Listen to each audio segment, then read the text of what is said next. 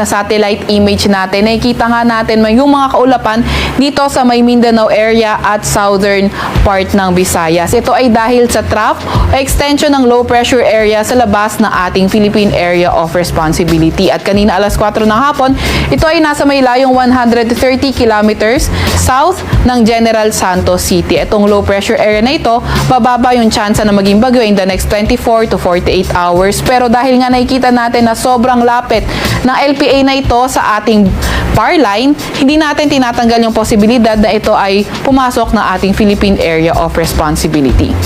Ito kanyang trough o extension ng low pressure area ay inaasahan nga natin na magdadala ng mga paulan sa may Mindanao area, sa may Central Visayas at Southern Leyte. Inaasahan natin yung mga heavy to intense rains posible sa may Caraga, Davao Region at Soc Sargen. Kaya pinag-iingat pa nga rin natin yung ating mga kababayan sa mga